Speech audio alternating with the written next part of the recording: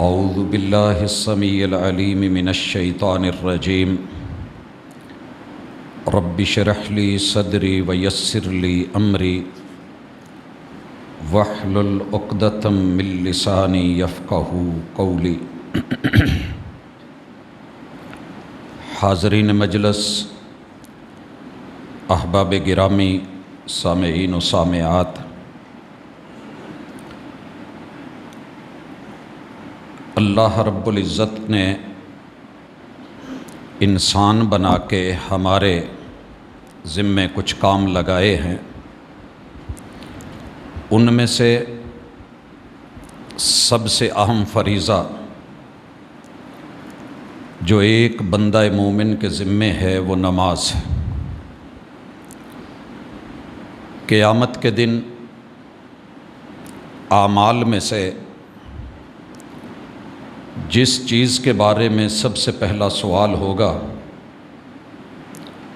وہ نماز ہے، اور نماز کے بارے میں اللہ رب العزت نے 18ویں پارے میں یہ اعلان کیا ہے کہ قد افلح المؤمنون، کامیابی مومنوں کے لیے ہے۔ اگر نماز کو اپنے طریقے سے ادا کرنے میں کامیابی ہوتی تو اللہ کسی خاص گروہ یا کسی خاص مسلک کا نام لے دیتے، لیکن یہ رحمان کی مہربانی ہے کہ اس نے جب قرآن کا ذکر کیا تو تب بھی یہی کہا الف لام میم ذالک الکتاب لا ریب فیہ ھدی للمتقین الذین یؤمنون بالغیب ویقیمون الصلاۃ۔ تقوی اس کی سب سے پہلی اور بڑی دلیل اور علامت یہ ہے کہ بندہ صاحب ایمان ہو، اللہ پر یقین رکھتا ہو اور محمد الرسول اللہ صلی اللہ علیہ وسلم پہ اعتبار کرتا ہو۔ جس انسان کو کلمے کے بعد اللہ کی توحید پر یقین ہو جائے اور رسول اللہ صلی اللہ علیہ وسلم کی رسالت پر، نبوت پر اعتبار ہو جائے، پھر وہ آپ کے قول میں، فعل میں اور عمل میں شک نہیں کرتا۔ الذین یؤمنون بالغیب، رب کو بھی نہیں دیکھا مگر مانتا ہے، جبریل امین کو نہیں دیکھا مگر مانتا ہے، رسول کریم علیہ الصلاۃ والسلام کو نہیں دیکھا مگر مانتا ہے۔ یہ پہچان ایمان کی نشانی ہے۔ اللہ تعالی ہم سب کو نصیب کرے، اور کم از کم ہمارا دعویٰ یہ ہے، اور ہر دعویٰ کرنے والا کوئی سمجھے یا نہ سمجھے، میں سمجھتا ہوں کہ ہم خود کو مسلم بھی کہتے ہیں، مومن بھی مانتے ہیں۔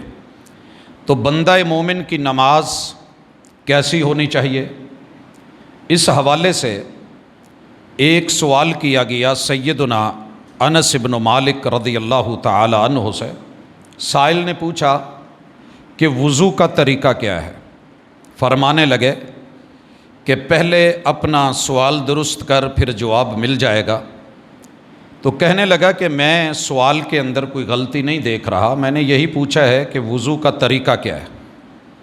تو آپ فرمانے لگے کہ دیکھیے، سوال یہ کرنا چاہیے کہ رسول اللہ صلی اللہ علیہ وسلم وضو کیسے کرتے تھے، آپ وضو کیسے کرتے تھے۔ یہ ہے وہ سوال جو خیر پہ مبنی، اصل پہ مبنی ہے، اور یہی تربیت تھی میرے محبوب کے صحابہ کی رضوان اللہ علیہم اجمعین۔ وضو کرتے ہیں جناب علی المرتضیٰ رضی اللہ تعالی عنہ، تو وضو کر کے بعد میں یہ نہیں کہتے کہ یہ میرا طریقہ ہے، فرماتے ہیں میں نے رسول اللہ صلی اللہ علیہ وسلم کو ایسے وضو کرتے دیکھا۔ جناب عثمان ابن عفان کرسی صدارت پہ اور خلافت پہ بیٹھتے ہیں تو وضو کر کے دکھاتے ہیں، تو سیم یہی لفظ کہتے ہیں۔ میرے محبوب کے کئی صحابہ نے یہ لفظ بولے الا اصلی بکم صلاۃ رسول اللہ، کیا میں تمہیں رسول اللہ صلی اللہ علیہ وسلم کی نماز پڑھ کے نہ دکھاؤں؟ تو اس لیے بندہ مومن وہ اڑنے والا نہیں ہوتا، وہ ماننے والا ہوتا ہے، تسلیم کرنے والا ہوتا ہے، صاحب ایمان ہوتا ہے۔ ساری دنیا بے شمار طریقے لے کے، ان گنت مذاہب اور مسالک لے کے رسول اللہ صلی اللہ علیہ وسلم کا کلمہ پڑھ کے اس وقت اپنے اپنے اعمال سرزد ان سے ہو رہے ہیں اور وہ پیش کر رہی ہے۔ مگر اللہ کا شکر ہے، رب کا بڑا احسان ہے، مولا کا کرم ہے، قرآن مجید سے، ذخیرہ احادیث سے رسول اللہ صلی اللہ علیہ وسلم کا ایک ایک قول، ایک ایک فعل، ایک ایک عمل روز روشن کی طرح واضح ہے۔ دنیا پراپوگنڈا کرتی ہے اور ہمیں اللہ کا شکر ہے اس کی پرواہ نہیں ہوتی۔ دنیا کیا کہتی ہے کوئی پریشانی نہیں، کل کو رب یا رب کے رسول یہ نہ کہیں کہ کیا کر کے آئے ہو۔ فکر صرف اتنی ہے کہ جس کا کلمہ پڑھا ہے اللہ کے لیے عمل خالص ہونا چاہیے۔ قل ان صلاتی و نسکی و محیای و مماتی للہ رب العالمین، کہہ دیجئے میرے محبوب پیمبر کہ بے شک میری نماز، میری قربانی، میری پوری زندگانی اور میری موت ایک ایک پل خالصتاً اللہ کے لیے۔ اور اللہ تعالیٰ خود فرماتے ہیں، قرآن مجید ہے، مالک الملک کہتے ہیں کہ الا للہ الدین الخالص، مومن کی نشانی یہ ہے کہ وہ دین کا کوئی بھی کام خالصتاً اللہ کے لیے کرتا ہے، کوئی دوسرا مقصود کار نہیں ہوتا۔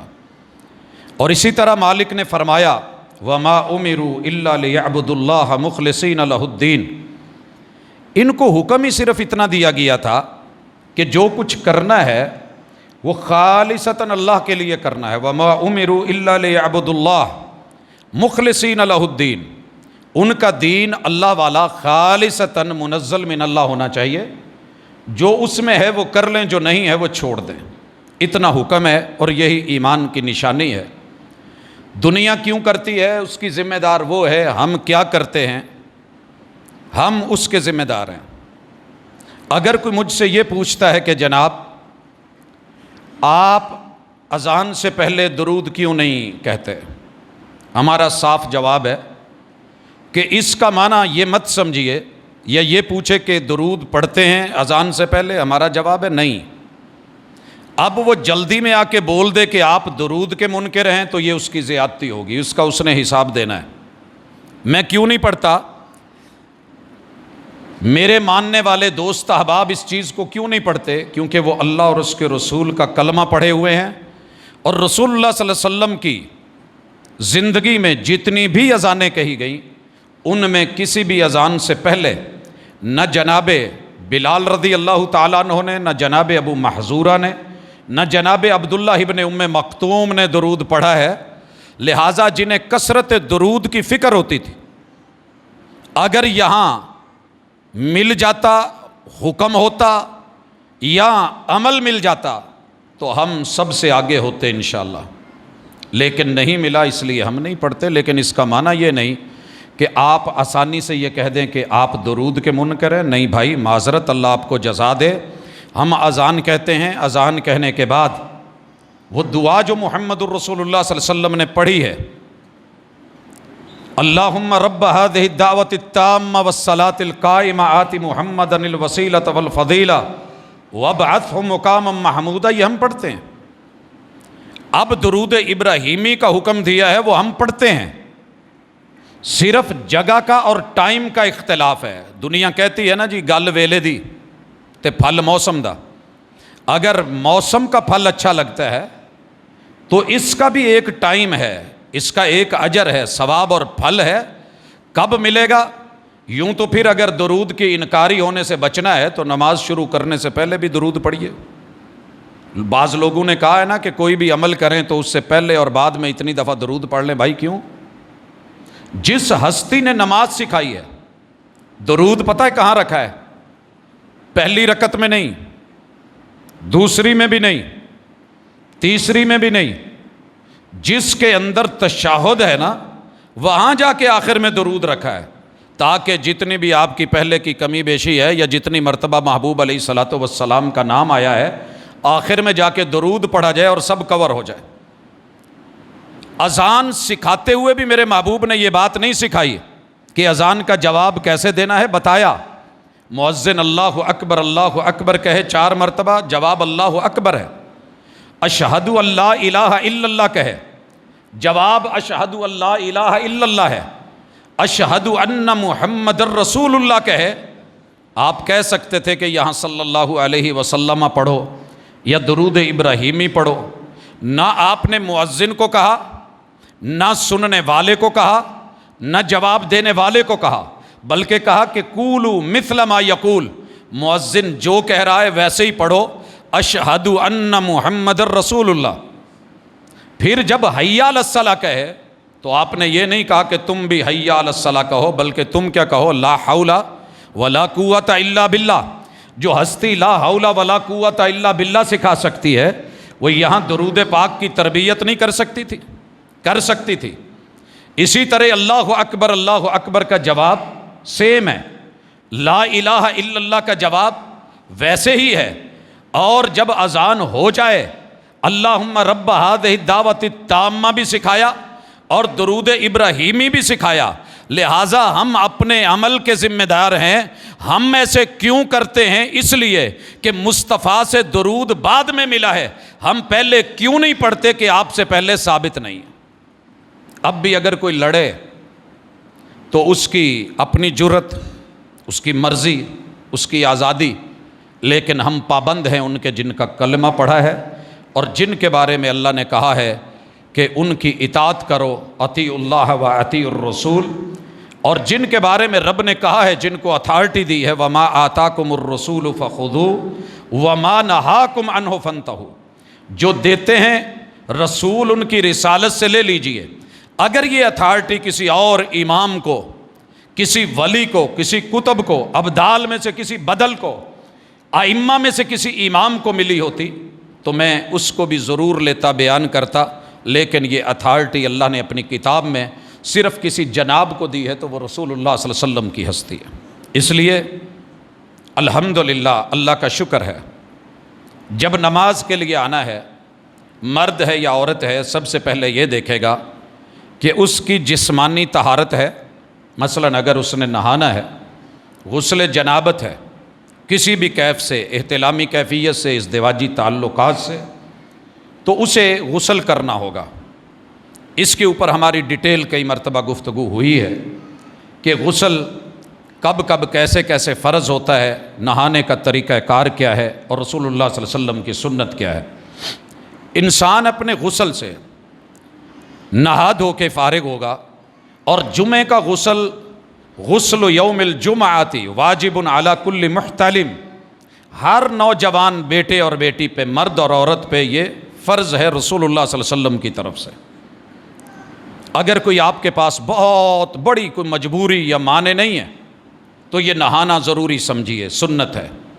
اور رسول اللہ صلی اللہ علیہ وسلم نے خود کہا کہ جو آدمی جلدی کرتا ہے اور جمعہ والے دن گھر والوں سے جلدی کرواتا ہے، وغسل واغتسل، نہاتا ہے اور گھر والوں کو کہتا ہے کہ نہائیے، غسل کیجئے۔ ہمارے بزرگ اس بات کے اوپر بڑا زور دیتے تھے جمعہ والے دن کہ چلیں اٹھیں، نہائیں دھوئیں، صفائی ستھرائی تیاری کریں اور مسجد کی طرف بڑھیں۔ اللہ تعالیٰ ایسی مثالیں آج بھی بڑھا دے جو گھروں کے اندر اس چیز پہ توجہ دے۔ تو غسل کے بعد، جسم کی پاکیزگی کے بعد اگلا مرحلہ ہے وضو کا، کیونکہ جسم کا پاک صاف ہونا، پھر باوضو ہونا۔ وضو سنت کے مطابق کیجئے، 1 مرتبہ، 2 مرتبہ یا 3 مرتبہ آپ اپنے اعضاء کو دھوئیں گے۔ اس کا تفصیلی طریقہ پہلے بتایا جا چکا ہے۔ بہرحال جب آپ نے اللہ کے گھر میں آنا ہے یا کہیں اکیلے نماز پڑھنی ہے تو جسم کے ساتھ جگہ کا پاک ہونا بھی ضروری ہے۔ پاکیزہ جگہ، صاف ستھری جگہ، لباس کا پاک صاف ہونا، اور بہتر ہے کہ خوشبودار ہونا، معطر ہونا۔ رسول اللہ صلی اللہ علیہ وسلم کو خوشبو پسند تھی، لیکن خوشبو میں یہ اہتمام کیا جائے کہ کچھ ایسی لائٹ اور ہلکی استعمال کی جائے کہ ساتھ والے بیچارے کا جو ہے وہ سر درد کی طرف نہ بڑھے، اور خوشبو قربت کے لیے ہوتی ہے، وہ نفرت کا باعث نہ بنے۔ اللہ رب العزت کی حضور کھڑے ہونا ہے، باوضو ہو کے، جگہ کا پاکیزہ ہونا، لباس کا پاکیزہ ہونا. اور یاد رہے کہ لباس میں جو بڑا اہم اور ضروری ہے وہ رسول اللہ صلی اللہ علیہ وسلم نے بتا دیا. عورت سر سے لے کے پاؤں تلک اس کی ایڑی بھی ننگی نہیں ہونی چاہیے، اس کی ایڑی بھی ننگی نہیں ہونی چاہیے. باقی رہ گئے ہاتھ اور چہرہ. اگر تو وہ چادر میں ہے، چار دیواری میں ہے، تو پردے کا میٹر نہیں ہے، لیکن نماز کے لیے اسپیشل لباس میجر اور سارے ائمہ نے تقریباً یہ لکھا ہے، اور بالخصوص امام شافعی رحمہ اللہ، ان کو ماننے والوں کو ہم نے دیکھا، ان کی جو اوپر اوڑھنی ہوتی ہے وہ نیچے بالشت پھیلی ہوتی ہے، جس میں نہ پاؤں کی انگلیاں دکھتی ہیں نہ ایڑیاں نظر آتی ہیں، اور آگے کا کپڑا ہاتھ بھی کور ہوتے ہیں، اور چہرے کا جو ہے وہ گھونگھٹ بھی انہوں نے کھینچا ہوتا ہے. بہرحال عورت کا سطر، اس کا پورا جسم ڈھانپا ہوا ہونا ضروری ہے. مرد کے لیے کم از کم لباس عام روٹین میں چلتے پھرتے ناف سے لے کے گھٹنا کبھی بھی ننگا نہیں ہونا چاہیے. وہ مزدوری کر رہا ہے، وہ نہا رہا ہے، وہ کوئی کام کر رہا ہے، یہ تو ہے عام لباس. لیکن نماز کے لیے آپ علیہ الصلاۃ والسلام نے منع کر دیا کہ کوئی بھی بندہ نماز نہ پڑھے اور اس کے کندھے ننگے ہوں، کندھے ننگے ہوں. بھائیو، حالت احرام میں آپ دیکھتے ہیں کچھ بھائیوں نے، چونکہ نیچے بنیان کوئی چیز تو نہیں پہنی ہوتی، تو دایاں کندھا ننگا کیا ہوتا ہے، اور تھرو آؤٹ یہاں سے لے کے وہ مکہ جانے تلک کے احرام کھولنے تلک وہ دایاں کندھا ننگا رکھتے ہیں. نہیں، کندھا ننگا ہو تو نماز نہیں ہوتی. کم از کم آپ کا لباس یہ ہے کہ آپ کا کندھا ڈھانپا ہوا ہو، دونوں کندھے. اب اس سے جو بات بڑی واضح ہوتی ہے کہ اگر سر کا ڈھانپنا فرض ہوتا اور شرط ہوتی، نماز اس کے بغیر نہ ہوتی، تو آپ علیہ الصلاۃ والسلام یہ بھی فرما دیتے کہ آپ نماز نہ پڑھیں جب تک آپ کا سر ڈھانپا ہوا نہ ہو. جو ہستی کندھے کا ذکر کر سکتی ہے اور کہہ سکتی ہے کہ لیس علی کتفہ شیء، جس بندے کے کندھے پہ کوئی کپڑا نہیں ہے اس کی نماز نہیں. یہ ہے کم از کم. لیکن زیادہ کیا ہے؟ خذوا زینتکم عند کل مسجد. علماء نے، اہل علم نے اس سے جو استدلال کیا ہے کہ آپ کا لباس اچھا ہونا چاہیے. آیت کا شان نزول کچھ اور ہے. بیت اللہ کا طواف مرد اور خواتین ننگے کرتے تھے، اور ان کا موقف یہ تھا کہ ہمارے یہ جو کپڑے ہیں گناہ والے ہیں، اور اللہ کے گھر جب جایا جائے تو گناہ ختم کر کے جایا جائے، لہٰذا وہ کپڑوں سے اریاں ہو کے طواف کرتے تھے. تو اللہ تعالیٰ نے یہ آیت اتار دی، یا بنی آدم خذوا زینتکم عند کل مسجد. اے آدم کی اولاد، اے بنی آدم، آپ نے جب آنا ہے تو بڑا مزین ہو کے، لباس پہن کے، خوبصورت بن کے آنا ہے. اب یہاں ایک فروعی مسئلہ بہت زیادہ اختلاف کا باعث بنا کہ ننگے سر نماز نہیں ہوتی. یہ جملہ بہرحال محل نظر ہے، قطعاً اس کی کوئی دلیل نہیں، پروف نہیں. ننگے سر نماز نہ ہونے کا مطلب یہ ہے کہ یہ نماز کے لیے شرط ہے، جیسے وضو کے بغیر نماز نہیں ہوتی، اور جب شرط نہ پائی جائے تو مشروط بھی نہیں ہوتا ہے. آپ نہا دھو کے آئے ہیں، خوشبو کر کے آئے ہیں، وضو کر کے نہیں آئے. آپ نے نماز پڑھی، لوگوں نے دیکھا، کہا ہاں نماز پڑھی ہے، لوگوں کے ہاں بھی ہو گئی، آپ کے ہاں بھی شاید ہو گئی، لیکن اللہ کے ہاں یہ نماز نہیں ہوئی. وضو شرط ہے، لیکن کیا سر پہ کپڑا لینا، پگڑی باندھنا، ٹوپی لینا نماز کے لیے شرط ہے؟ شرط نہیں ہے. لیکن اس کا معنی یہ بھی نہیں ہے کہ آپ زندگی بھر کے لیے عادت ہی بنا لیں کہ سر پہ کپڑا رکھنا ہی نہیں، اور ہو بھی تو بھی نیچے رکھ دینا ہے. ہاں، ایسے مواقع آئے کہ رسول اللہ صلی اللہ علیہ وسلم کے ساتھی، صحیح البخاری، نماز پڑھ رہے ہیں، ردا پاس ہے، سامنے رکھی ہے. کہنے والوں نے کہا پہ اسے سر پہ نہیں لیا، تو کہنے لگے کہ تاکہ جنہیں علم نہیں، میں جو حال کا معنی جاہل نہیں کرتا، میں معنی یہ کر لیتا ہوں کہ جن لوگوں کو علم نہیں کہ کپڑے کے بغیر نماز ہو جاتی ہے، میں ان کو دکھا دوں کہ میرے مصطفیٰ صلی اللہ علیہ وسلم نے ایسے پڑھی ہے. اگر یہ شرط ہوتی تو کبھی بھی حالت احرام میں سر ننگا رکھنے کا حکم نہ ملتا، کیونکہ اس میں کتنی ساری نمازیں آتی ہیں، تو شرط تو نہیں ہے. لیکن یہ حسن کا تقاضا، خوبی کا تقاضا، بہتری کا تقاضا، اور محبوب علیہ الصلاۃ والسلام کی سنت اور طریقت یہی ہے کہ آپ نے کثرت کے ساتھ اپنے سر کے اوپر عمامہ رکھا ہے یا ٹوپی رکھی ہے، یا ٹوپی کے اوپر عمامہ، یہ پگڑی باندھنا، ٹوپی لینا، کپڑا لینا، یہ مسنون ہے، بہتر ہے، افضل ہے اور اولا ہے۔ امید ہے کہ آپ سمجھ گئے ہوں گے۔ ہاں کوئی شرط قرار دے دے تو اس کا ذمہ دار وہ ہے۔ ہم اپنے دوست احباب کی حوصلہ افزائی نہیں کرتے کہ ننگے سر پڑیں، جواز ہے، افضل اور بہتر یہ ہے کہ آپ کے سر پہ، لیکن یہ کیف بنا دینا کہ آیت سے استدلال کرنا خذوا زینتکم عند کل مسجد، کہ ہر مسجد میں بن سنور کے آؤ، اور بن سنور کے ماشاءاللہ بہت خوبصورت لباس پہن کے، سر پہ ٹوپی نہیں لینی، وہ مسجد میں آ کے وہ پلاسٹک کی سبز سی یا پھر جو ہے وہ کھجور کے پتوں کی بعض علاقوں میں ہم نے دیکھی ہے جنہیں زندگی میں کبھی دھویا بھی نہیں گیا، وہ اٹھا کے سر پہ رکھ لینا، یہ زینت نہیں ہے۔ کیونکہ میں اس ٹوپی کے ساتھ آفس نہیں جا سکتا، میں اس ٹوپی کے ساتھ سسرال نہیں جا سکتا، میں اس ٹوپی کے ساتھ اپنی بارات میں بن سنور کے میک اپ کرنے کے بعد جو ہے کسی دولہے کو میں نہیں دیکھ رہا۔ صرف اللہ کے گھر میں اگر یہ ہے تو یہ مذاق ہے، یہ مذاق ہے۔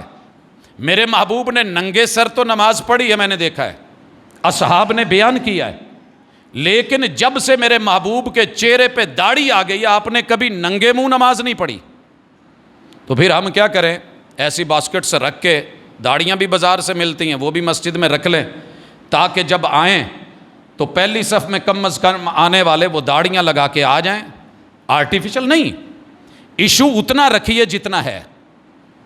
میرے محبوب نے جسے شرط قرار نہیں دیا، دنیا کے ہزاروں اسکالرز مل کے اس کو شرط قرار دے دے فہی باطل، ساری شرطیں باطل ہے۔ یہ اللہ اور اس کے رسول صلی اللہ علیہ وسلم نے اسے شرط نہیں رکھا۔ اب آئیے صف بندی، اگر آپ اکیلے پڑھ رہے ہیں تو پھر اس کی بات نہیں ہے، اگر آپ جماعت کے ساتھ ہیں۔ میرے اور آپ کے محبوب علیہ الصلاۃ والسلام نے صف کا بڑا اہتمام کروایا ہے، صف کا سیدھا ہونا۔ حاذو بین المناکب والاقدام، صف کا سیدھا ہونے کے لیے میرٹ کیا ہے؟ آپ سارے لوگ کندھے کے ساتھ کندھا اور ٹخنے کو ٹخنے کے برابر کر لیں، ٹخنے کو ٹخنے کے برابر رکھیں۔ نہیں ملتا الگ بات ہے، کسی بچے کا نیچے ہوگا، لمبے قد والے کا اوپر ہے، وہ الگ، لیکن برابر ہونا چاہیے۔ اور اگر آپ جسم کے مطابق قدم کھولتے ہیں تو کندھے ملتے ہیں، وگرنہ نہیں ملتے۔ ایک آدمی کے پاؤں اتنے تنگ ہیں کہ یوں جوڑ کے کھڑا ہے، اب ظاہر ہے کندھوں کا سائز چوڑا ہے، جو دوسرا کھڑا ہوگا اس کے بھی فرق پڑے گا، لیکن اگر جتنا کندھوں کا سائز ہے نارمل اتنے اپنے پاؤں رکھتا ہے تو ساتھ والے سے پاؤں بھی مل جائیں گے اور کندھا بھی مل جائے گا، سنت بھی مل جائے گی اور صف بھی درست مل جائے گی۔ میرے اور آپ کے محبوب علیہ الصلاۃ والسلام نے کہا، یہ کسی عام بندے کا حکم نہیں۔ لوگ ہمیں کہتے ہیں بھئی صفیں کیوں ملاتے ہو، پاؤں سے کیوں پاؤں ملاتے ہیں؟ بھئی ہماری مجبوری یہ ہے کہ ہمیں محبوب کا حکم مل گیا ہے، اور جب آپ کا آرڈر آ جائے تو پھر اس کے سامنے کیوں نہیں ہوتی۔ آپ نے کہا ہے استووا اعتدلوا سووا صفوفکم فإن تسویۃ الصفوف من تمام الصلاۃ، برابر ہو جائیے، مل جائیے، قدم کندھے ملا لیجئے۔ صفوں کا درست ہونا نماز ہی کا حصہ ہے، اور من وصل صفا وصلہ اللہ، جو صف کو صف سے ملاتا ہے، میری دعا ہے کہ اللہ قیامت کے دن اسے اپنوں سے ملا دے۔ وَمَنْ قَطَعَ صَفًّا، جو اس میں رکھنا ڈالتا ہے، جو اس میں فاصلے رکھتا ہے، میری اس کے لیے رحمت للعالمین ہونے کے باوجود بد دعا ہے کہ یہ بندہ قیامت کے دن اپنوں سے نہ مل سکے جو دنیا میں مومنوں سے نہیں مل سکا۔ تو حضرات، میرے نبی کا قدم بڑا ہی مبارک، اور یہاں ہم کہتے ہیں کہ نقش قدم دیکھنے کے لیے ایک نشان پڑا تھا، اور غالباً چکوال کے کسی علاقے میں بڑی دور دور سے دنیا نقش قدم دیکھنے گئی تھی۔ سچا تھا یا جھوٹا تھا بات الگ ہے، میڈیا نے راز کھول دیے تھے، لیکن محبت دیکھی ہے مومنوں کی کتنے لمبے سفر کر کے کراچی سے کشمور تلک، کشمور سے کشمیر تلک، بہاولپور سے باجوڑ تلک قافلے پہنچے ہوئے ہیں۔ بھائی کیا کرنے آئے ہو؟ ہزاروں میل کا سفر کر کے، سینکڑوں میل محبوب کا قدم دیکھنے آئے ہیں۔ اچھا جی، دیکھ لیا جی۔ اچھا میرے بھائی، میرے محبوب جب حکم دیتے ہیں تو آپ کے نقش قدم پہ 1 فٹ کا، 1 بالشت کا فاصلہ طے کر کے آپ اپنے بھائی سے پاؤں بھی کبھی ملا پائے؟ 1000 میل تو سفر کر رہا ہے نبی کا قدم دیکھنے کے لیے، نقش قدم کے لیے۔ کبھی اللہ نے توفیق دی تو بس یہ سوالیہ نشان ہے، ہم اس لیے مل جاتے ہیں، زبردستی کسی سے ملاتے نہیں۔ کوئی نہیں ملانا چاہتا، بسم اللہ، اس کا ذمہ دار وہ ہے۔ صف میں رکھنا ہم نے نہیں ڈالا۔ صف کیسے ملے گی؟ جو امام کے بالکل پیچھے ہے۔ ادھر والے لوگ اس طرف کو ملیں گے، ادھر والے اس طرف ملیں گے۔ میں کئی دفعہ آخر میں یہ بات دیکھی ہے کہ کچھ بھائی جو ہوتے ہیں وہ اس طرف کو مل رہے ہوتے ہیں، نہیں، امام کے سینٹر میں آ کے پیچھے کھڑے ہوں، ادھر والا اس طرف پاؤں ملائے، ادھر والا اس طرف ملائے۔ اور یہ بھی یاد رہے کہ جب صف بندی ہو گئی ہے، نماز شروع ہو گئی ہے، اگر کسی بھائی کا وضو ٹوٹ گیا ہے، کوئی مجبوری بن گئی ہے، تو بے وضو مت کھڑا رہے، پریشانی کی کوئی بات نہیں، انسان ہے، فطرتی بات ہے۔ آپ اپنی صف میں سے نکل سکتے ہیں، اس طرف کو نکل جائیں مرضی، ادھر کو نکل جائیں مرضی، اس طرف کو نکلیں تب بھی مرضی۔ کسی کے سامنے جماعت کی حالت میں گزرتے ہوئے کسی کی نماز نہیں ٹوٹتی، امام سترا ہے۔ اگر ویسے کوئی نماز پڑھ رہا ہے تو آپ آگے سے نہیں گزریں گے، منع کر دیا گیا ہے کہ سترے کی طرف منہ کر کے نماز پڑھی جائے۔ اور اگر کوئی گزر رہا ہے تو آپ اس کو روکیں، اگر وہ نہیں رک رہا آپ بے شک اس کو دھکا دے یا مارے، فَإِنَّهُ شیطان۔ یہ مومن ہوتا تو کبھی سامنے سے نہیں گزرتا، یہ نہیں ماننے والا۔ اگر جماعت میں ہیں تو آپ گزر سکتے ہیں۔ جو آدمی نکل گیا ہے، جگہ خالی ہو گئی، اب کیا کیا جائے؟ اب کیا کیا جائے؟ دونوں طرف سے آپ یوں بھی مل سکتے ہیں، یا پیچھے والا آگے آ سکتا ہے اور آخری صف والے اکٹھے ہو جائیں گے۔ تو یہ ہے صف بندی۔ اب اگر آپ آئے ہیں، صف مکمل ہے، اکیلے ہیں، کیا کیا جائے؟ مشہور یہ ہے کہ صف کے درمیان کا آدمی کھینچ کے پیچھے لے لیں، غلط بات ہے۔ آپ پہلی صف کو نامکمل کر رہے ہیں، اور رسول اللہ صلی اللہ علیہ وسلم نے جو حکم دیا ہے، اتم الصف الاول فالاول، پہلے پہلی صف پھر اس کے بعد والی صف۔ اگر کوئی اور آدمی ہے، آ رہا ہے، آپ کے ساتھ مل جائے گا، بلا وجہ اکیلے کھڑے ہونے منع ہے کہ پہلی صف میں جگہ بھی آپ پھر پیچھے کھڑے ہو جائیں تو غلط ہے، یہ صف بندی کے تقاضوں کے خلاف ہے۔ لیکن پہلی صف مکمل ہے، آپ کھینچ کے اس کو اپنے ساتھ مکمل کریں اور پہلی صف کو نامکمل کر دیں تو یہ بھی درست نہیں ہے۔ لہٰذا فاتقوا اللہ ما استطعتم، اللہ سے اتنا ڈریے جتنی ہمت ہے۔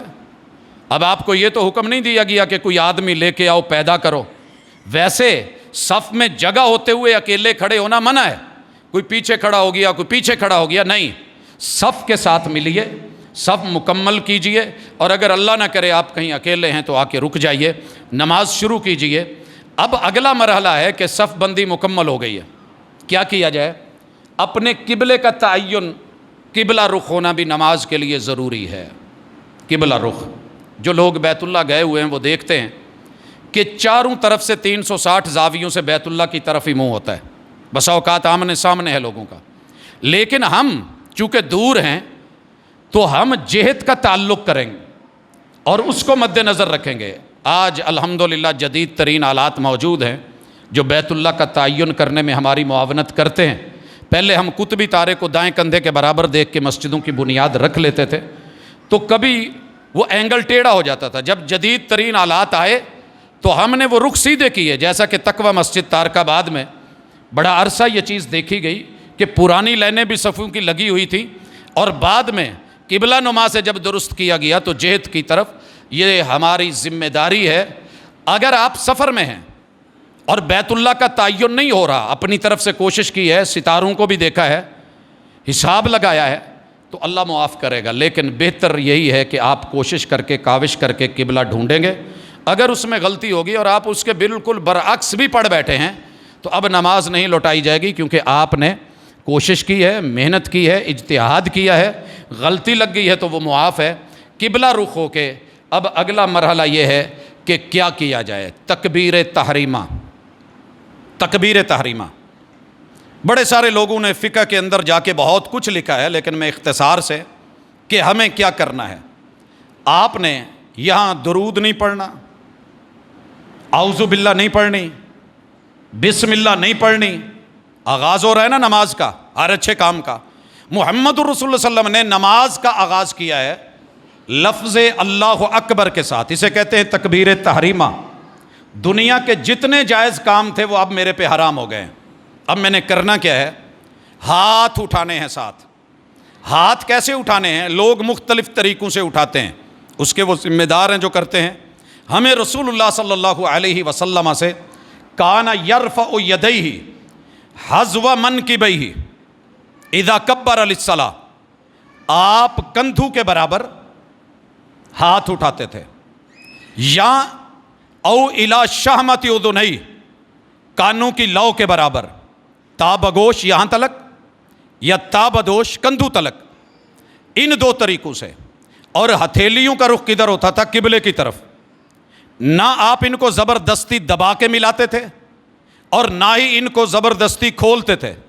نارمل جو حالت ہے، نہ آگے سے جھکی ہوئی، نہ ایسے، نہ یہ انگلیاں مڑی ہوئی، بلکہ یہ ہاتھ سیدھا ہے اور انگلیاں مناسب اپنے مقام پہ ہیں، ہتھیلیوں کا رخ قبلے کی طرف ہے، نہ یہ ایسے ہے، نہ یہ ایسے ہے، نہ کسی اور طرح ہے، بلکہ ایسے آپ ہاتھ اٹھاتے تھے اور ساتھ میں کیا کہتے تھے؟ اللہ اکبر۔ اب کیا کیا جائے؟ دنیا تین طریقے استعمال کر رہی ہے۔ اللہ اکبر کہنے کے بعد جو ایک طریقہ ہے کہ ہاتھوں کو چھوڑ دیا جائے، ہاتھوں کو چھوڑ دیا جائے۔ اس کے اوپر تین فقہ کے لوگ عمل کرتے ہیں، ان کو اپنی دلیل کی ذمہ داری ہے، انہوں نے اس کا حساب دینا ہے۔ ہمیں کوئی صحیح دلیل ایسی نہیں ملی کہ اللہ اکبر کہنے کے بعد ہاتھ جو ہیں وہ چھوڑ دیے جائیں یا ایسے رکھے جائیں، بلکہ ان ہاتھوں کو باندھنا ہے۔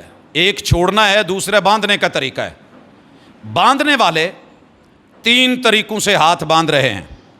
ایک تحت السرہ، جناب علی المرتضیٰ کی ایک قول کو دلیل بنا کے، جس کو فقہا نے اپنی ہی کتابوں میں ایک کتاب ہے بڑی مشہور زمانہ جس کو ہدایہ کہتے ہیں، اور اسے قرآن جتنی اہمیت دی گئی ہے کہ جیسے قرآن ہے ویسے ہدایہ ہے۔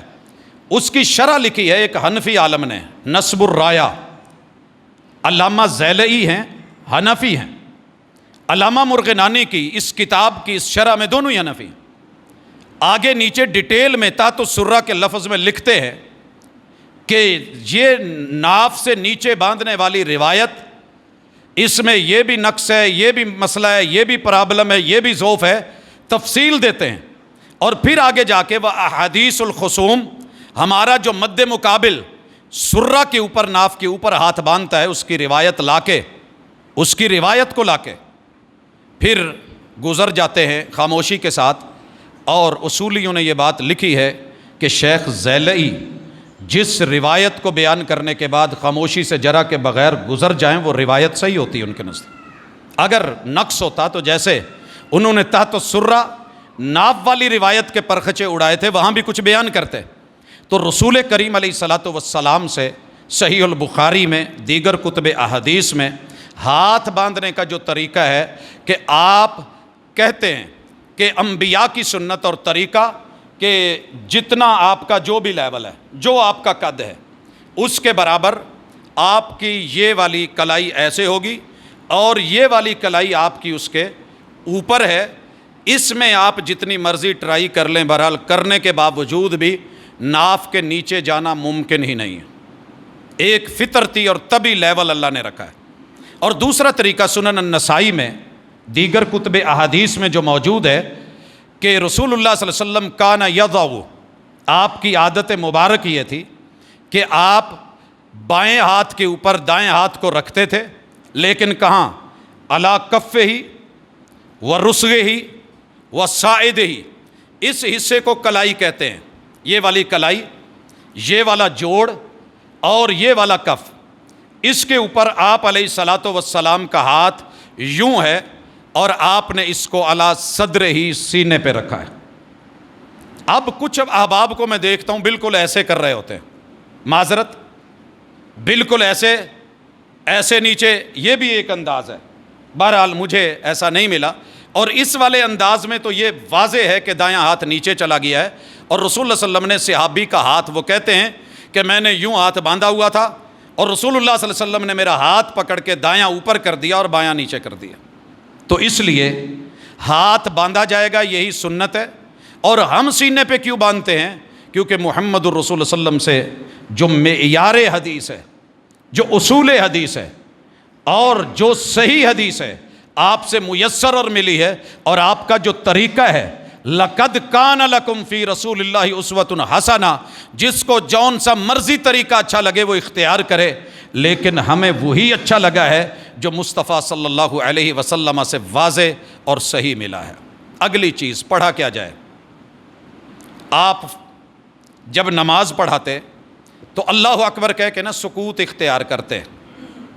صحابہ نے پوچھ لیا کہ محبوب ماذا تقول فی سکوتک، جب آپ چپ ہو جاتے ہیں تو اس چپ میں کیا پڑھتے ہیں؟ چپ میں کیا پڑھتے ہیں؟ مشہور ہے نا جی، جب امام فاتحہ پڑھے تو چپ رہنا چاہیے۔ کیا چپ میں پڑھا نہیں جا سکتا؟ چپ میں پڑھا جا سکتا ہے۔ آپ نے کیا جواب دیا؟ میں پڑھتا ہوں صحیح البخاری کے لفظ، اللہم باعد بینی و بین خطایائی کما باعدت بین المشرق والمغرب، یہ والی دعا رسول اللہ صلی اللہ علیہ وسلم نے بتائی کہ میں یہ پڑھتا ہوں، آپ یہ پڑھ لیں۔ یہ سیدہ عائشہ رضی اللہ تعالی عنہ کہ جو الفاظ ہیں کہ رسول اللہ صلی اللہ علیہ وسلم اللہ اکبر کہنے کے بعد کیا پڑھتے تھے؟ سبحانک اللہم و بحمدک و تبارک اسمک و تعالی جدک ولا الہ غیرک۔ یہ آپ خاموشی میں پڑھتے ہیں نا، تو خاموشی میں پڑھا جا سکتا ہے، سکوت میں پڑھا جا سکتا ہے۔ اب آئیے، آپ نے دعائے استفتاح جو مسنون ہیں کتب احادیث میں موجود ہیں ان میں سے کوئی ایک پڑھنی ہے، اس کے بعد پڑھنا ہے تعوذ، یہ تعوذ نہیں ہے، تعوذ، اعوذ باللہ من الشیطان الرجیم، یہ آپ نے پڑھنا ہے، اور پھر پڑھنا ہے بسم اللہ الرحمن الرحیم۔ نماز جہری ہے، امام قرات کر رہا ہے، تو یہاں دو طرح کی رائے ہے، بسم اللہ امام اونچی پڑھے گا یا آہستہ پڑھے گا، دونوں طرح آپ کا عمل ہے، دونوں طرح کی روایتیں ہیں۔ آپ نے کبھی اونچا بھی پڑھا ہے، کبھی آہستہ بھی پڑھا ہے۔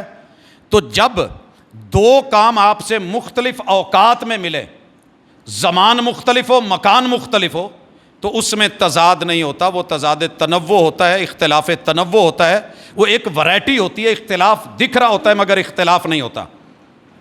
اور جب افعال میں اور اعمال میں جگہ کا اور وقت کا مختلف ہونا پایا جائے تو پھر آپ سے وہ دونوں عمل ثابت ہیں اگر صحیح سند سے میسر ہیں۔ تو بسم اللہ امام اونچی بھی پڑھ سکتا ہے، آہستہ بھی پڑھ سکتا ہے، اور اس کے بعد اگر آپ اکیلے ہیں، فاتحہ پڑھنی ہے، گزارا ہی کوئی نہیں۔ اگر آپ امام کے ساتھ ہیں پھر کیا کریں؟ چپ رہیں یا پڑھیں؟ دو رائے ہیں بڑی واضح۔ پہلی رائے کہ جناب آپ نے امام کے پیچھے چپ ہو جانا ہے، قرات خلف امام منع ہے، اس میں کوئی شک نہیں کہ امام کے پیچھے قرات کرنی منع ہے، قرات کرنی منع ہے۔ اور دلیل سورۃ الاعراف کی آیت ہے، میں اس کی طرف آتا ہوں۔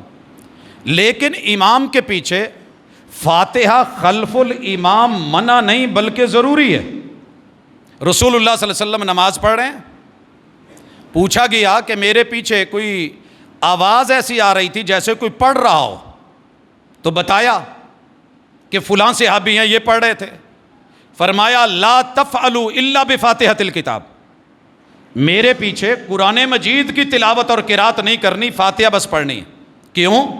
لا صلاۃ لمن لم یقرأ بفاتحۃ الکتاب۔ اب احباب کہتے ہیں کہ نہیں، امام کے پیچھے نہیں پڑھنی۔ دلیل کیا ہے؟ میرے سامنے اس وقت سورۃ الاعراف ہے، مالک الملک فرماتے ہیں، آیت نمبر 204 ہے، وَإِذَا قُرِئَ الْقُرْآنُ، جب قرآن کی قرات ہو، کی جا رہی ہو، فَاسْتَمِعُوا لَهُ، تو آپ استماع کریں، اس کا سنیں، وَأَنصِتُوا اور چپ ہو جائیں، لَعَلَّكُمْ تُرْحَمُونَ تاکہ تم پہ رحم کیا جائے۔ میرے بھائیوں، یہ فاتحہ کے بارے میں نہیں تھی، شان نزول بڑا واضح ہے۔ کفار مکہ نے کھل کے کہا تھا کہ جب قرآن پڑھا جائے لا تسمعوا لہذا القرآن، آپ نے نہیں سننا، آپ نے شور ڈال دینا ہے، والغوا فیہ لعلکم، وجہ کیا ہے، یہ کیوں کرنا ہے کہ تمہارا غلبہ ہو جائے، تم غالب آ جاؤ، شور ڈالو، تمہارا شور سنائی دے، قرآن سنائی نہ دے۔ لا تسمعوا، اللہ نے کیا کہا، وَإِذَا قُرِئَ الْقُرْآنُ فَاسْتَمِعُوا لَهُ، مشرک کہہ رہے ہیں، کافر کہہ رہے ہیں نہیں سنو، میں کہہ رہا ہوں جب پڑھا جائے تو سنو۔ وَأَنصِتُوا، انہوں نے کیا کہا تھا، شور ڈالو، اللہ نے کہا چپ ہو جاؤ۔ انہوں نے کہا شور ڈالو، اللہ نے کہا چپ ہو جاؤ۔ انہوں نے کہا تم غالب آ جاؤ، اللہ نے کہا لعلکم ترحمون تاکہ تم پہ رحم کیا جائے۔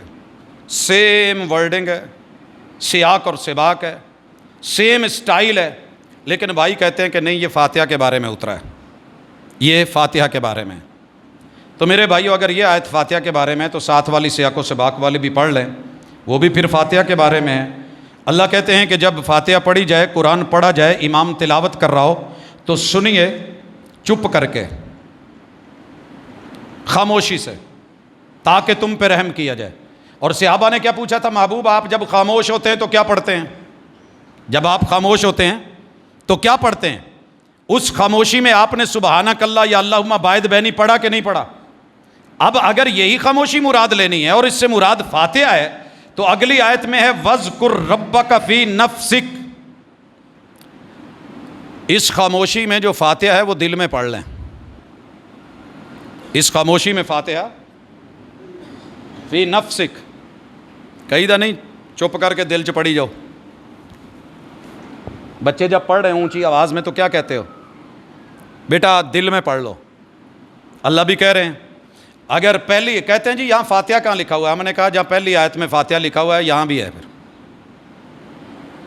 وہ فاتحہ کے بارے میں نہیں تھی، لیکن آپ نے زبردستی ڈالا وَاذْكُرْ رَبَّكَ فِي نَفْسِكَ، دل میں پڑھو، تضرعاً، خشوع اور خضوع سے پڑھو، وخیفتاً، اللہ کا ڈر رکھو، اکڑو نہیں پڑھو، ودون الجہر، اونچی نہیں پڑھو، من القول، آواز نہیں سنائی دے کہ آپ پڑھے الحمدللہ رب العالمین الرحمن الرحیم مالک یوم الدین، دل میں پڑھو۔ کب پڑھنی ہے؟ بالغدو، فجر کی نماز میں، والآصالی، مغرب اور عشاء کی نماز میں، ولا تکم من الغافلین، غافل بن کے چپ کر کے منہ بند کر کے مت کھڑے رہیں۔ تو بالکل ساتھ ہی آیت ہے 304 اور 305، اس کو الگ کیوں کر دیا گیا؟ کیونکہ یہاں اپنے مقصد کے خلاف بات جا رہی تھی۔ تو میرے بھائیو، یہ فاتحہ کے بارے میں ہے ہی نہیں، یہ ہے قرآن مجید کے بارے میں۔ اور پوری دنیا میں مجھے ایک بھی مومن ایسا نہیں ملا، پوری دنیا میں، جب امام قرآن کی قرات کر رہا ہو تو وہ پیچھے قرآن پڑھ رہا ہو، مجھے نہیں ملا، یا اس کو جائز سمجھتا ہو۔ وَإِذَا قُرِئَ الْقُرْآنُ، جب قرآن پڑھا جائے، فَاسْتَمِعُوا لَهُ، تو اس کو سنیے، وَأَنصِتُوا، چپ رہیے۔ الحمدللہ ہم سنتے بھی ہیں، ہم چپ بھی رہتے ہیں، لیکن فاتحہ کیوں پڑھتے ہیں؟ لا صلاۃ لمن لم یقرأ بفاتحۃ الکتاب، اس بندے کی نماز ہے ہی نہیں، اکیلا ہو یا لوگوں میں اکٹھ میں ہو، جماعت میں ہو، امام ہو یا مقتدی ہو، مرد ہو یا عورت ہو، آپ نے کہہ دیا کہ نماز نہیں ہوتی، اس لیے ہم فاتحہ ضروری سمجھتے ہیں، اس کے بغیر نماز نہیں پڑھتے۔ لیکن یہ معنی نہیں ہے کہ قرآن جب پڑھا جائے تو ہم بولتے ہیں، ہم تب بھی چپ ہوتے ہیں۔ حضرات، اگر آپ تھوڑا سا بھی توجہ کریں، کسی بھی پوری دنیا میں چھپے ہوئے قرآن مجید کو جا کے گھر کھول کے دیکھیں، قرآن مجید کے پارے ہیں 30، ہر پارے کا آغاز اس کے نام کے ساتھ ہوتا ہے، اور جو بھی پہلا لفظ ہوتا ہے وہی اس پارے کا نام ہوتا ہے۔ الف لام میم، دوسرے کا سیقول، تیسرے کا تلک الرسل۔ کتنے پارے ہیں؟ 30 پاروں سے اوپر کچھ نہیں۔ پہلا پارہ کہاں سے شروع ہو رہا ہے؟ الف لام میم۔ قرآن کا آغاز الف لام میم سے ہے جناب۔ اگر الحمد سے نام ہوتا تو پہلے پارے کا نام الحمد ہوتا۔ یہ سورۃ الفاتحہ ہے، ام القرآن ہے، یہ حصہ قرآن ہے اور یہ ام القرآن ہے۔ ام القرآن سے نہیں روکا، اذا قرئ القرآن الف لام میم سے لے کے والناس تلک جب بھی امام پڑھے گا ہم چپ ہیں، لیکن فاتحہ پڑھنی ہوگی، سب المثانی بار بار ریپیٹ ہونے والی۔ تو اس لیے اللہ کی اس کتاب کو الجھایا مت جائے۔ رسول اللہ صلی اللہ علیہ وسلم کی سنت سے ہم نہیں ہٹتے، آپ سے جو ملا الحمدللہ سادے لفظوں میں کہتے ہیں، پڑھتے ہیں۔ اگر کوئی نہیں پڑھتا زبردستی نہیں ہے، اس کی مرضی ہے، اس کا فہم ہے، اس کا اجتہاد ہے، اس کا استدلال ہے، لیکن کوئی اٹھ کے ہمارے اوپر اٹیک کرے اور کہے کہ آپ کیوں کرتے ہیں، تو ہمارا ایک ہی جواب ہے کہ محمد رسول اللہ صلی اللہ علیہ وسلم کی جناب ایسے کرتے تھے۔ سورۃ الفاتحہ پڑھی جائے گی، اس کے لیے وقفے ہیں، یا پہلے لمبا وقفہ ہے آپ تب پڑھ لیں، یا پھر امام ولضالین کہنے کے بعد آپ کو آمین کے بعد وقفہ دے گا، آپ تب پڑھ لیں، یا آپ امام کے ساتھ ساتھ پڑھیں، امام کی پیروی کرتے ہوئے آپ پڑھ لیں۔ وہ پڑھتا ہے الحمدللہ رب العالمین، آپ پڑھ سکتے ہیں۔ رسول اللہ صلی اللہ علیہ وسلم نے جب ولضالین پہ آئے تو کیا کیا جائے؟ دو موقف ہیں۔ ایک ہی موقف بڑا واضح ہے کہ اذا قال الامام ولضالین فقولوا آمین، تو آمین کہنی، آمین سبھی کہتے ہیں۔ مجھے نہیں پتا کوئی آہستگی میں چھوڑتے چھوڑتے چھوڑ گیا ہو تو الگ بات ہے، لیکن سارے مسالک بالاتفاق اس بات پہ متفق ہیں کہ امام جب ولضالین کہے گا تو آمین کہی جائے گی، آہستہ کہی جائے یا اونچی، یہ دو الگ موقف ہیں۔ ان میں سے اکثر احباب یہ سمجھتے ہیں کہ آمین اونچی کہنے سے نماز ٹوٹ جاتی ہے، باطل ہو جاتی ہے۔ اگر ایسی بات ہوتی تو میرے محبوب کی کچی مسجد نبوی جو پتوں سے، کھجور کے تنوں سے بنی ہوئی تھی، اس کے بارے میں رسول اللہ صلی اللہ علیہ وسلم کے احباب کی یہ بات قطعاً نہ ملتی کہ آمین جب کہی جاتی تھی تو اس آمین کی آواز اتنی ہوتی تھی کہ مسجد نبوی گونج اٹھتی تھی، مسجد نبوی گونج اٹھتی تھی۔ اور اگر یہ آواز ایمان کے، نماز کے، خشوع کے، خضوع کے منافی ہوتی، میرے محبوب اس سے منع فرما دیتے، مگر آپ نے کہا، کیا کہا؟ امام جب ولضالین کہے تو تم آمین کہو، فَإِنَّهُ مَنْ وَافَقَ تَأْمِينُهُ تَأْمِينَ الْمَلَائِكَةِ، جس بندے کی آمین کے ساتھ فرشتوں کی آمین مل گئی، کیونکہ جب امام ولضالین کہتا ہے تو فرشتے بھی آمین کہتے ہیں، اور جن کی آواز ان سے موافقت کر گئی اس کے پچھلے گناہ اللہ معاف کر دے گا۔ تو حضرات، ہم آمین صرف اس لیے کہتے ہیں، چڑھانے کے لیے نہیں، کسی کو دکھ دینے کے لیے نہیں، یا کسی پہ کوئی پریشر بنانے کے لیے نہیں، یا ذات کی نمود اور نمائش کے لیے نہیں۔ میرے محبوب علیہ الصلاۃ والسلام نے خود بھی اور آپ کے اصحاب نے یہ آمین با آواز بلند کہی، اس لیے ہم کہتے ہیں۔ اس کے بعد کوئی صورت ملائی جائے گی، صورتوں کی ترتیب بہتر ہے ویسے پڑھیں، اگر آپ ترتیب سے ہٹ کے بھی پڑھنا چاہیں تو اجازت ہے۔ رسول اللہ صلی اللہ علیہ وسلم نے ایک نماز میں سورہ بقرہ کے بعد آپ نے آل عمران نہیں بلکہ سورہ نساء پڑھی ہے، پھر اس کے بعد آل عمران پڑھی ہے، تو ترتیب آگے پیچھے ہو سکتی ہے۔ آپ پہلے چھوٹی صورت بعد میں بڑی پڑھ سکتے ہیں، پہلی کے اندر جو ہے کچھ آیات پڑھ سکتے ہیں، دوسری میں بھی الگ سے آیات پڑھ سکتے ہیں، کوئی ایک بڑی آیت پڑھ سکتے ہیں۔ تو یہ رسول اللہ صلی اللہ علیہ وسلم نے فاتحہ کے بعد کوئی نہ کوئی تلاوت وہ آپ کریں گے۔ اور یاد رہے کہ اگر فرض نماز ہے تو اس کی پہلی 2 رکعتوں میں تو آپ تلاوت سنیں گے، امام بھی کرے گا، اگر جہری ہے، سری ہے، تو پھر آخری 2 رکعتوں میں ساتھ صورت نہیں ملائی جائے گی۔ لیکن اگر سنتیں ہیں تو ان کے چاروں کے اندر علماء کا اتفاق ہے کہ ساتھ میں فاتحہ کے بعد کوئی نہ کوئی صورت ملائی جائے گی۔ یہ ہے قیام، اور یہ قیام میرے بھائیوں رکن ہے، نماز کا حصہ ہے، اس کے بغیر گزارا نہیں۔ اگر بندہ صحت مند ہے تو قیام نہیں چھوڑے گا، فرض ہو، سنت ہوں یا نفل ہوں۔ میرے محبوب نے کھڑے ہو کے پڑھے ہیں، اللہ کہ بہت زیادہ جب تھک گئے تو آپ نے 2 رکعت بیٹھ کے پڑھی۔ بندہ تھکا ہوا ہو، ہمت نہ ہو، بیمار ہو، کھڑا نہ ہو سکتا ہو، تو پھر بندہ بیٹھ بھی سکتا ہے، اور بیٹھنے کا طریقہ جیسے آپ آلتی پالتی مار کے بیٹھے ہیں ایسے بھی، اور ٹانگیں قبلہ رخ کر کے بھی۔ اور اگر آپ لیٹ کے پڑھ رہے ہیں تو تب بھی آپ لیٹے بالکل ایسے ہی ہے جیسے پیچھے کو بندہ لیٹے گا، چہرہ قبلے کی طرف ہوگا۔ تو پاؤں کا قبلے کی طرف ہونا یہ معیوب نہیں ہے، یہ نماز کے لیے ضروری ہے۔ ہم سب کے پاؤں کا رخ کدھر ہوتا ہے؟ قبلے کی طرف۔ اور اگر بیت اللہ کو پاؤں کرنے منع ہوتے تو یہ پاؤں کبھی بیت اللہ کے اندر بھی نہ لے جائے جا سکتے اور اس کی چھت کے اوپر بھی نہ چڑھائے جا سکتے۔ لہٰذا ادب کا مقام یہ ہے، اگر کوئی بندہ منہ ادھر کو بھی کر کے بیٹھا ہے اور پاؤں، اور دل میں بیت اللہ کا ادب نہیں، اس کی کوئی ویلیو نہیں۔ لیکن اس طرف کو آپ جو ہے وہ لیٹ کے، بیٹھ کے، آلتی پالتی مار کے، یا جو بھی ممکن ہے، مرض ہے تو آپ نماز پڑھ سکتے ہیں۔ ایمرجنسی کے اندر شریعت اپنے اصول نرم کر لیتی ہے۔ قیام تلک ہم بات چھوڑ رہے ہیں، اس کے بعد انشاءاللہ اگلی ملاقات میں اللہ کی توفیق کے ساتھ باقی نماز، بندے کی نماز، مومن کی نماز کیسے ہے، تو یہ ہے وہ طریقہ کار جو محمد رسول صلی اللہ علیہ وسلم نے اپنایا، اور ہم اس کو لیتے ہیں، اس کو فالو کرتے ہیں، اس کی دعوت دیتے ہیں۔ لیکن یہ زبردستی نہیں ہے، یہ پیار کا، یہ دین کا، یہ ایمان کا، یہ ماننے کا معاملہ ہے، اور یہ دل کا میٹر ہے۔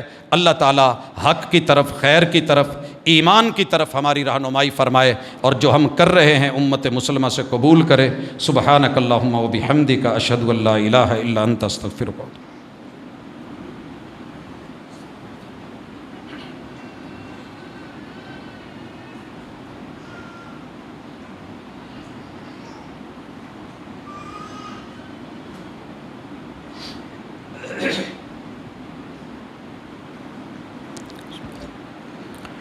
ان الحمد للہ نحمده ونستعینه ونستغفره ونعوذ باللہ من شرور انفسنا ومن سیئات اعمالنا، من يهده الله فلا مضل له ومن يضلل فلا هادي له، واشهد ان لا الہ الا اللہ وحدہ لا شریک له، واشهد ان محمدا عبدہ ورسولہ۔ احباب گرامی، نماز کا طریقہ دنیا کا جو مرضی ہو، مجھے ڈھونڈنا ہے کہ محمد الرسول اللہ صلی اللہ علیہ وسلم کی طریقت کیا ہے، کیونکہ شریعت انہی کی۔ اس حوالے سے ایک اہم پوائنٹ ابتدا میں چھوڑ گیا، اور وہ ہے نیت کا۔ صحیح البخاری کی حدیث ہے، انما الاعمال بالنیات، کسی بھی عمل کی قبولیت کا دار و مدار خالصتاً نیت پہ ہے۔ اگر نیت نہیں تو وہ عمل بیکار ہے، اور نیت کا خلوص اللہ کے ساتھ ہونا ضروری ہے۔ اور لغت میں یہ واضح بات لکھی ہے کہ نیت کا تعلق اور اس کا محل دل ہے، زبان نہیں ہے۔ زبان نہیں ہے، دل ہے۔ ہمیں پتہ ہوتا ہے ہماری نیت اور ارادہ کہ میں نے کدھر جانا ہے۔ ہم گھر سے نکلتے ہوئے مدرسے میں یا مسجد میں آنا بھی ایک عمل ہے، اور ایک ایک قدم پہ اللہ نیکی دیتا ہے، تو وہاں کھڑے ہو کے ہم زبان سے نیت نہیں کرتے۔ وضو بھی ایک عمل ہے، اور اس پہ جنت ملتی ہے، مگر وضو شروع کرنے سے پہلے ہم باقاعدہ نیت کے الفاظ نہیں بولتے۔ اسی طرح عبادات کی بے شمار قسمیں ہیں، تو یہ نماز کے ابتدا میں یہ کہنا کہ یہ نماز واسطے اللہ تعالیٰ کے منہ طرف قبلہ شریف کے، اور یہ فرض نماز ظہر اتنی رکعت پیچھے اس امام کے، یہ محمد رسول اللہ صلی اللہ علیہ وسلم سے، آپ کے اصحاب سے، تابعین، تبع تابعین سے، محدثین اور فقہاء سے یہ لفظ ملے ہی نہیں۔ نہ انہوں نے بنائے، نہ انہوں نے بولے، نہ رب نے اتارے، نہ مصطفیٰ صلی اللہ علیہ وسلم نے آگے کہے اور پکارے۔ اگر یہ ہوتے تو ہم ڈنکے کی چوٹ اس کو بیان بھی کرتے، بولتے بھی، پڑھاتے بھی۔ اور اللہ کا شکر ہے الحمدللہ ہم اس پہ قائم ہیں کہ کوئی صحیح سند آپ سے ایسی نہیں کہ جس میں یہ لفظ ملے ہوں۔ پھر بھی میرے کافی سارے بھائی اس کے اوپر مصر رہتے ہیں، نہیں جی یہ ضروری ہے، اس کے بغیر نماز نہیں ہوتی۔ نماز جنازہ میں بھی نیت بتا رہے ہوتے ہیں، نماز میں بھی سکھا رہے ہوتے ہیں۔ تو یہ ان کے ہوم میڈ علاقائی لفظ ہیں، اور انڈیا ہند و پاک کے بنے ہوئے ہیں، اردو میں ہیں۔ معذرت کروں گا، اور میں نے ایک بار کہا کہ جناب جب بھی آپ کو یہ لفظ کسی صحیح سند سے کسی امام سے مل جائیں تو لے آنا۔ ہمارے ایک بھائی نے، فاضل بھائی، اللہ اس کو جزا دے، میں وہ لفظ نہیں بولتا جو وہ ہمارے بارے میں بولتے ہیں، انہوں نے کہے اور بڑے وائرل کی یہ پوسٹ کہ جناب لو ایک وہابی مولوی کا جواب آ گیا ہے۔ معذرت کے ساتھ جواب یہ تھا کہ جو لفظ آپ نیت میں کرتے ہیں کسی ایک امام سے صحیح سند کے ساتھ، کہ یہ نماز واسطے اللہ تعالیٰ کے منہ طرف قبلہ شریف کے، اور یہ فرض یا یہ سنت، یہ فلاں نماز اور امام کے پیچھے، یہ اگر آپ کو لفظ ملتے آپ لے کے آتے تو آپ کی مسجد میں آ کر کے حاضر ہو کے کوئی نماز پڑھ کے اس سے پہلے یہ لفظ میں بولتا، لیکن ادھار ہے، ادھر ادھر کی باتیں کر لینا بڑی آسان ہے۔ تو اللہ تعالیٰ ہمیں اس طریقے پہ رکھے جو طریقہ رسول صلی اللہ علیہ وسلم نیت کے بغیر تو نماز نہیں پڑھتے تھے، عمل ہے۔ تو جب انسان تیار ہوتا ہے، مجھے پتہ ہے کہ آج جمعہ ہے، میں ظہر کی نیت کر کے نہیں چلتا، مجھے پتہ ہوتا ہے میں جمعے کے لیے جا رہا ہوں، نماز جمعے کی ہے، وضو کیا ہے، آ گیا ہوں، تو اس کا محل یہ ہے، اللہ کے لیے پڑھ رہا ہوں، سارا کچھ ہے، لیکن بولنا جب رسول اللہ صلی اللہ علیہ وسلم سے ثابت نہیں تو ہم نہیں بولتے، اور یہی نماز ہے۔ اللہ تعالی ہمیں اس کی طرف لے کے آئے، اور جو لوگ نہیں پڑھتے انہیں پڑھنے کی طرف، اور جو پڑھتے ہیں انہیں سنت کے مطابق پڑھنے کی توفیق دے۔ کہیں ایسے نہ ہو کہ صحابی بھی پڑھے اور مسجد نبوی میں بھی پڑھے اور 3 بار پڑھے، اور آپ ہر بار کہیں ارجی فصلی فإنک لم تصلی، جا پڑھ تو نے نماز پڑھی نہیں۔ اللہ ہمارے بیماروں کو شفا دے، دکھیوں کے دکھ دور کرے، اللہ اس دنیا سے جانے والوں کے ساتھ بھلائی کا معاملہ فرمائے، اللہ میرے وطن عزیز کی حفاظت فرمائے، اللہ تعالیٰ سیلاب زدگان طوفانوں میں، بربادیوں میں، اور جو روزی روٹی کے مسائل میں پھنسے ہوئے ہیں، اللہ سب کی غیب سے مدد فرمائے۔ سبحانک اللہم و بحمدک، اشہد ان لا الہ الا انت، استغفرک و اتوب۔